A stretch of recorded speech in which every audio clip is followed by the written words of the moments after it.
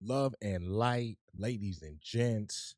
Welcome back to the Dominating Impulse Raw Reaction Show. This show is for the people who don't want to spend that extra money on Netflix because they're always raising their prices. This show is for the people who want to follow the WWE storylines and you might not have time to watch all the shows or matches. That is what Dominating Impulse is here for, is to keep you plugged in to the WWE universe. On this one, we're going to be talking about the latest edition of Raw yesterday in Laredo, Texas. I'm going to be breaking down and talking about all the storylines and matches, giving it a show grade, and where we think the show is going to go next week. But before we get to the heat, please drop a like, drop a subscribe, and a reaction, because this is the only place on the internet that you find daily wrestling content, daily Call of Duty content, and daily podcast content right here, one place, Impulse Nation. Now let's get started, ladies and gents. All right, Seth Rollins opened the show, and he gets a pop like only Seth Rollins can everywhere. And at this point, we gotta have the conversation because I see a lot of people talk about it. At this point, Seth Rollins isn't a heel; he isn't a face.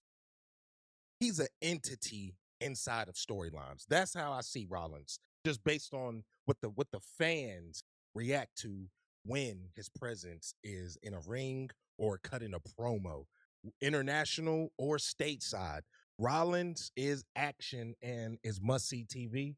I thought he did a phenomenal job calling out not only Roman Reigns. Once again, I hope we don't go back to that. That's very stale, 2 years running. But called out Roman, called out Punk, and he called out the Vision, Braun Breaker, Austin Theory, Paul Heyman, on why not only does he have any gold on him right now, no belts, but why he lost that WrestleMania match. I thought the right move was to make him lose that match so we can build up this Vision storyline as well and give Gunther a little more stability. I actually like the direction they're going with this, but I got one question. I like him giving the shots to the Steiners. One question here. Y'all can comment if y'all know the answer. Is Braun Breaker ready for the main stage to be the man, the guy, him? Because I don't know. Sometimes I feel like his ring work is there, but his promos are ass. That just could be my opinion. Now, I don't know what is going to be bridged from this. Like I say, Rollins isn't a face, he isn't a heel, but Ron Breaker needs a direction. I think he is a clear-cut heel through and through. I don't think he ever needs to be a baby face until maybe something, like a Nexus moment happens and maybe he wins over the crowd inside of a match. This storyline is already booked for Backlash. Rollins, Breaker, comment below. Who do you have taking it? Because it's kind of chippy. Does Rollins need to start a new win streak? He's kind of been on taking a couple of L's in the last major events. Does Braun Breaker need some stability and some momentum to solidify not only himself and the Vision?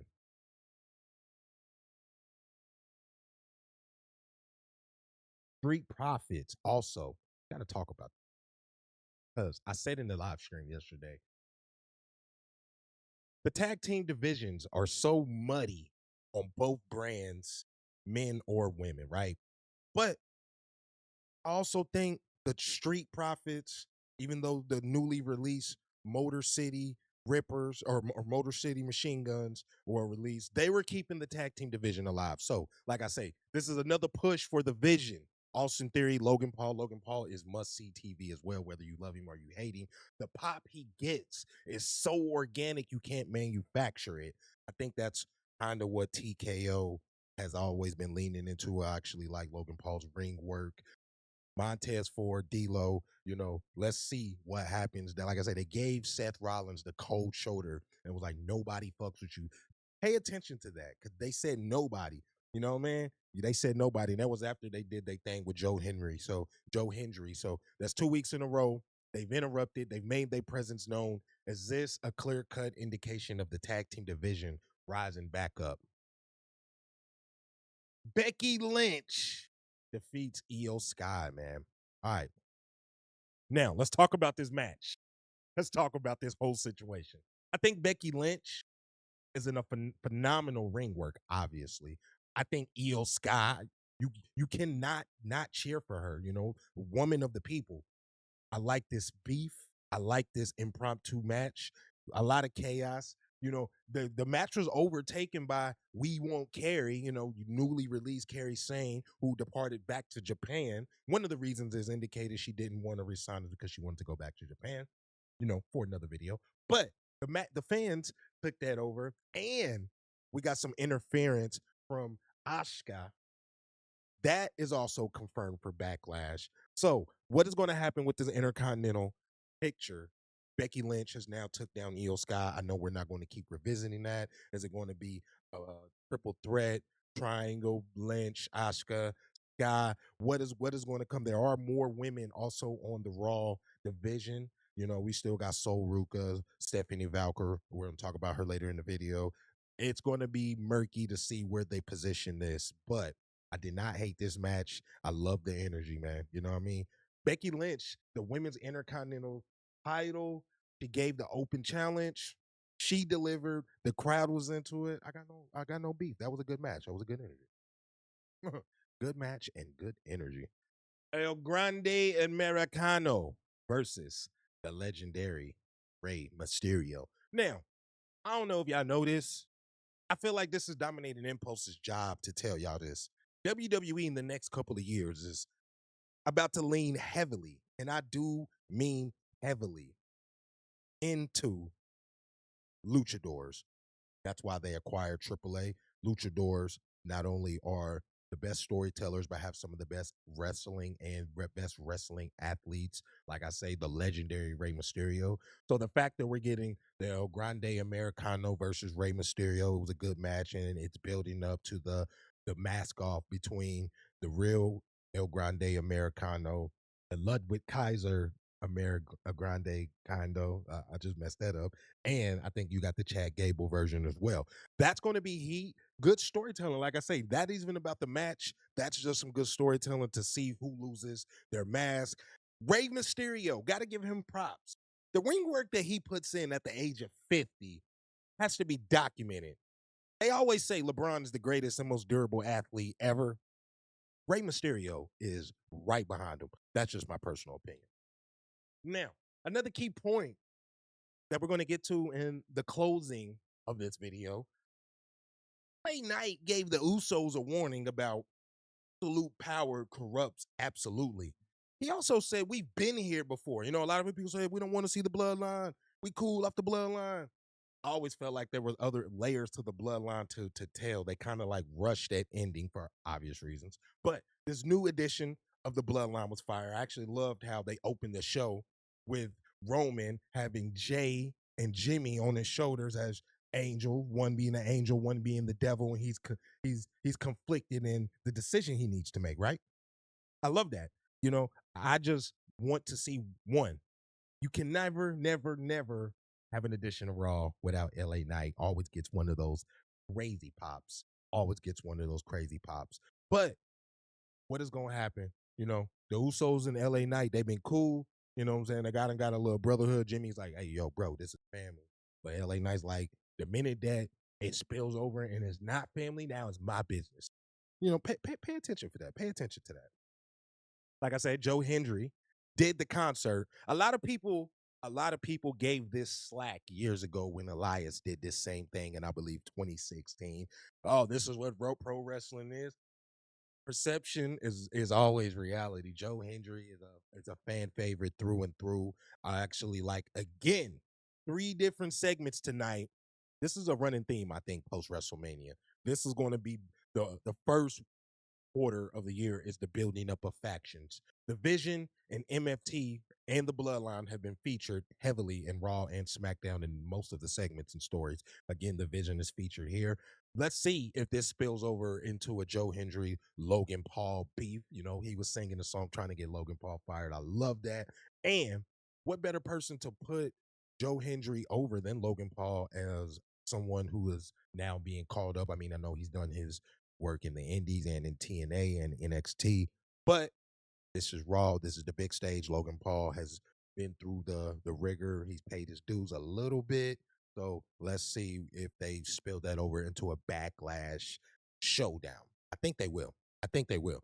Now, this next part of the stream is about to be heavily, heavily controversial. A lot of people are about to be mad at Impulse because I'm saying this.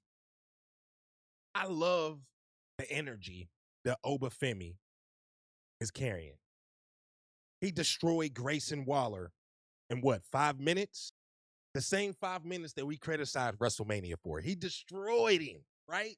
He destroyed him. Pay attention. Pay attention. This is leading to something. He destroyed Grayson Waller. Ended up opening the doors for the Obafemi challenge. Whoever wanted, they can get it. And he's standing on business anywhere and everywhere, right? Remember when Goldberg got started? Remember how they chanted, just pay attention, these is gems. And it's not me hating. I didn't like the Goldberg run because I felt like it came out of nowhere, literally. This kind of feels like Goldberg 2026. Big guy. I ain't saying Oba didn't put in the work because he definitely put in the work in NXT. Big guy, super jacked. Let's have him go in there and just beat down everybody. Nobody can stop him. He's a destructive force. That's what Goldberg was in the 2000s for WCW. Fast matches, pin him quick, forget the finisher. The fans are behind him. He has this mystique if he can't be touched. Is that not what Obafemi's gimmick and character is? Let me know. Like I say, this was going to be controversial right here. I could be wrong. I could be wrong. Comment there. I think it's going to be fun to see who accepts his open challenge. You cannot have a major star like that on your first PLE post WrestleMania. It's going to be fun to see who they position Oba with in this challenge. Now, Judgment Day is getting a lot of action and a lot of heat. I like the Judgment Day in all eras and waves and faction of the Judgment Day since inception. Pay attention. Did y'all pay attention to these gems right here? Roxanne Perez is going to go face. Most of the members in Judgment Day are heels. This is a little gem of creating a face faction, right? And this is going to be very, very telling. A face fraction, not faction, a face fraction. You know, I was listening to her words. The reason I was listening to her words because then Finn came right behind and was like, you cannot trust nobody. That was a little open door for Roxanne legitimately going face. That was one of the turns in this build-up post-WrestleMania. They said it was a roster reset, so now we're getting directions and storylines. And it was fire to see her get action and love in her hometown, as well as Raquel Rodriguez as well. You know what I mean? So pay attention to, that little twist and that little sprinkle. Also, the reason I said that is because if y'all remember, Stephanie Valker held the title for over 150 days, right? Drops it to Liv at WrestleMania. Now she's out 3 months. Doesn't entirely make sense, but I guarantee you there's a method to the madness. Don't be surprised if she surprisingly shows up at Backlash. But I did not like this little skirmish and hit. But I do like the heat that Liv is standing on business with her reign as the women's champion. Her first reign as the women's champion was fire too. I did not hate it. You know what I mean? Say Liv is always going to be sensational, must-see TV. I like that she's giving some of the younger ladies the energy and putting them over it, not only in promos and segment, but ring work as well. So let's talk about one of my favorite WWE stars who I never feel like gets his praise or energy and kind of takes a back seat sometimes to things. We're talking about Penta. Now, Penta did an amazing job of holding down the title at WrestleMania. He took some pops, took some bumps, gave that energy. But this match right here was not only about another storyline. Rusev is now partnered with Ethan Page, all ego. Being called up, I was interested to see where they were going to position him. It's nice to see that they kind of insert him in that mid-card Intercontinental. Let's see if you can hold your weight against established people. Let's see if that alliance is going to hold together. Because, like I say, we got Penta and Javon Evans. What's going to happen with him and the young OG and that type of energy? Because, like I said, they were going against each other at WrestleMania, and I would love to see Evans actually hold the IC title. Let's see if they're building up to that, or maybe he might be a sleeper agent and turns on Penta. Shit, that could be fire too. That, you know what I'm saying? That's some old school 2000s type wrestling and storytelling. Pay attention. Now, I never really feel like one of my faves, Bailey, gets the fanfare she deserves. You know what I mean? I never really feel like she does. But this tag team situation that they've been having with her and Stephanie Valkyrie and their energy and their heat, we kind of got a beef going down in the women's tag team division. I know I said we didn't have a direction, even though we just crowned a new returning champion with Paige and the Bella. But let's see now that Raquel Rodriguez, Roxanne Perez actually won this match last night. Let's see what happens if we're now going to get a tag title showdown or a single face-off in these teams at Backlash, because it was a little heat there. And like I say, and Perez is going to go face. Now, the story of Monday Night Raw had to be the Bloodline. They opened with the Bloodline. Roman did his thing. Jacob came out, sold amazingly. You feel me? And Roman was dropping gems inside of his promo before it went left. We salute you, the tribal chief, for a reason. He is box office and has got phenomenal with promos and storytelling. You know what I'm saying? We salute you. The only problem I got with this direction of the Bloodline is the question I've been trying to ask myself. What is next? One thing I know, Roman is not about to lose this title at Backlash. Roman just got the belt. You're not about to give it to Jacob. You are giving him a push. But what is the direction? You have Solo, you have the Usos, and you have the MFT. What is going to happen with this title? Because it's almost like, I understand what certain people say, we're getting the Bloodline again. It don't make sense. But like I say, this ending of Raw, perfect. Jacob sold, Roman did his thing and actually selling and taking the beat down and finishing saying you got your match. He was conflicted. It's going to be interesting to see what direction they take. Like I say, I know for a fact Roman is not dropping the belt at Backlash. That is the truth now. Where the Usos going to be in all this? Why didn't they come down to help Roman while he was getting attacked? Did they pay attention to LA Knight's warning that we said earlier in this video? Questions that need to be asked, man. Questions that need to be asked. The tribal chief, the Samoan werewolf, Jacob Fatu, is confirmed for Backlash. No, this Raw, I'm going to give out of 10 an 8. The only thing that always takes me out of watching current iterations of WWE right now are the commercials, bro. I can't even really get into the emotion of matches because I'm being taken out by an ad. TKO. Y'all inability to read the room is crazy. You feel me?